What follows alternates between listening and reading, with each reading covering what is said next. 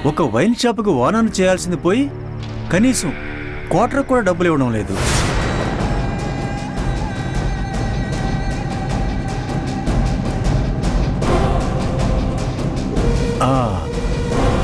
ఈ పూటకి నా బ్రతుకి ఎవరినొకరిని బాధటమే.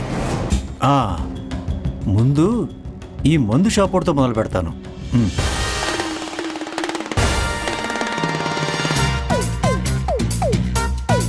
అన్నా నమస్తే అన్నా. రోజు మీకు రెగ్యులర్ కస్టమర్ని. నాకు మందు లేదే బుర్ర పనిచేయట్లేదు అన్నా. నాకు శాలరీ రేపు వస్తుంది, అందుకే ఓ క్వార్టర్ ఇస్తే డబ్బులు రాగానే ఇచ్చేస్తాను. ఇప్పుడు నువ్వు చెప్పే కథలు రోజు మేము వింటూనే ఉంటాం. నీకు శాలరీ వచ్చాకే రా, లేకపోతే ఇటువైపు రావద్దు. అన్నా క్వార్టర్ వద్దులే కానీ కనీసం ఒక 90 అన్న ఇవ్వన్నా. క్వార్టర్ ఉండదు, 90 ఉండదు. రేపు నీ శాలరీ వచ్చినాకనే రా, లేకపోతే ఇటువైపు రా. మాకు నన్ను డిస్టర్బ్ చేయొద్దు. కనీసం ఒక 90 అన్న ఏ ఇవ్వన్నా. నడు, నువ్వు ముందు ఇక్కడి నుంచి వెళ్ళిపో. నీకు ఇవ్వం, వెళ్ళిపో ఇక్కడి నుంచి. రోజు వచ్చేవాళ్ళకి కూడా వెళ్ళిపో, గిరాకుంది, వెళ్ళిపో.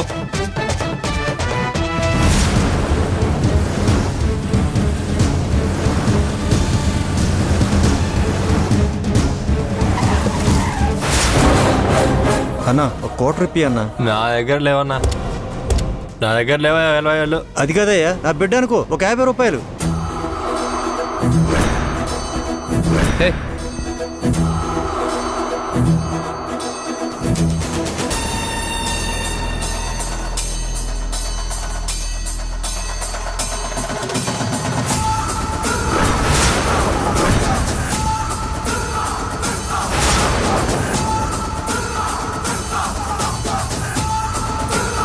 20 సంవత్సరాల క్రితం దేవకి మేడం వల్ల పాప గాయత్రి తప్పిపోయినప్పుడు మీరు అక్కడే ఉన్నారు. గాయత్రి మిస్ అయినప్పుడు నువ్వక్కడే ఉన్నట్టు ఫోటో ప్రూఫ్స్ ఉన్నాయి. ఇప్పుడు చెప్పు, ఆ రోజు ఏం జరిగింది? తాగి చెప్తాను.